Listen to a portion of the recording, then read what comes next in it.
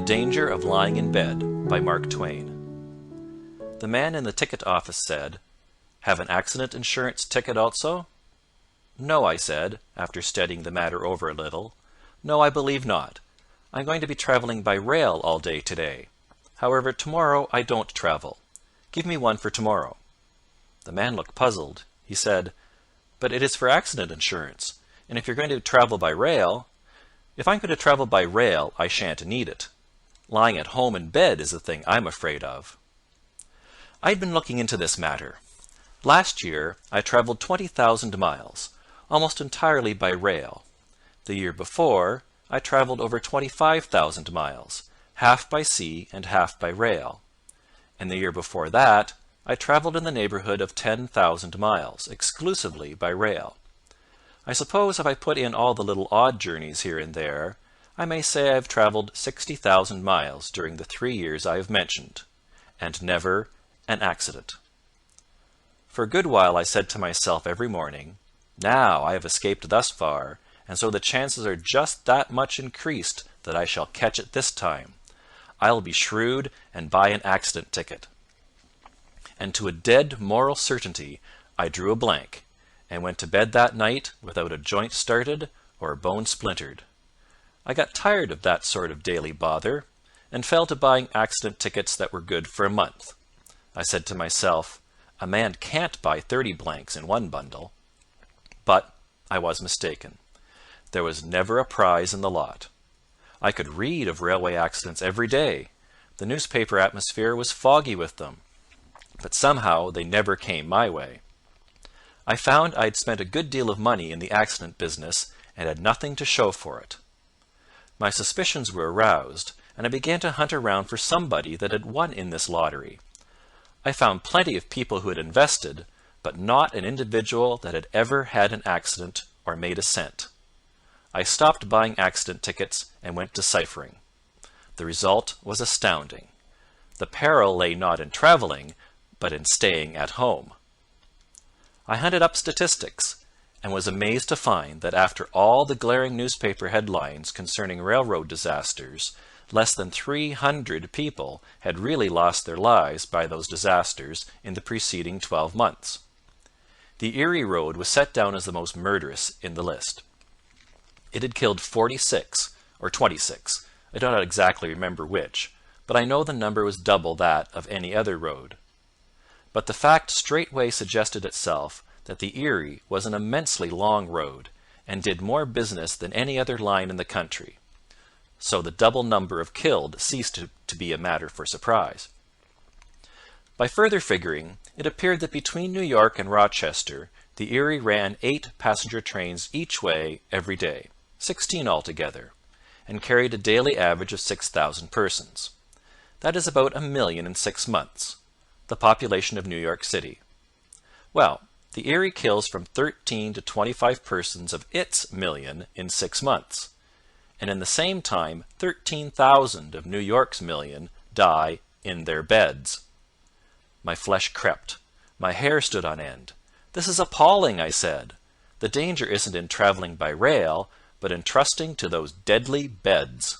I will never sleep in a bed again." I had figured on considerably less than 1/2 the length of the Erie road. It was plain that the entire road must transport at least 11,000 or 12,000 people every day. There are many short roads running out of Boston that do fully half as much, a great many such roads. There are many roads scattered about the Union that do a prodigious passenger business. Therefore it was fair to presume that an average of 2,500 passengers a day for each road in the country would be almost correct. There are 846 railway lines in our country, and 846 times 2,500 are 2,115,000. So the railways of America move more than 2 millions of people every day, 650 millions of people a year, without counting the Sundays. They do that too. There's no question about it, though where they get the raw material is clear beyond the jurisdiction of my arithmetic, for I have hunted the census through and through, and I find that there are not that many people in the United States, by a matter of 610 millions at the very least. They must use some of the same people over again, likely. San Francisco is 1/8 as populous as New York. There are 60 deaths a week in the former and 500 a week in the latter, if they have luck. That is 3,120 deaths a year in San Francisco and 8 times as many in New York, say about 25,000 or 26,000. The health of the two places is the same. So we will let it stand as a fair presumption that this will hold good all over the country, and that consequently 25,000 out of every million of people we have must die every year. That amounts to 1/40th of our total population.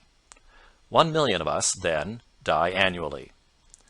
Out of this million, 10 or 12,000 are stabbed, shot, drowned, hanged, poisoned, or meet a similarly violent death in some other popular way, such as perishing by kerosene lamp and hoop-skirt conflagrations, getting buried in coal mines, falling off housetops, breaking through church or lecture room floors, taking patent medicines, or committing suicide in other forms. The Erie Railroad kills 23 to 46. The other 845 railroads kill an average of 1/3 of a man each. And the rest of that million, amounting in the aggregate to that appalling figure of 987,631 corpses, die naturally in their beds. You will excuse me from taking any more chances on those beds. The railroads are good enough for me. And my advice to all people is, don't stay at home any more than you can help. But when you have got to stay at home a while, buy a package of those insurance tickets and sit up nights. You cannot be too cautious. One can see now why I answered that ticket agent in the manner recorded at the top of this sketch. The moral of this composition is that thoughtless people grumble more than is fair about railroad management in the United States.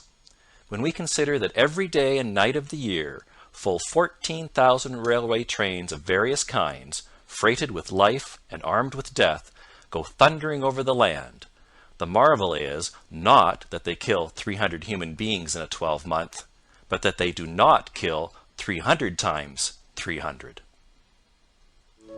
End of The Danger of Lying in Bed by Mark Twain.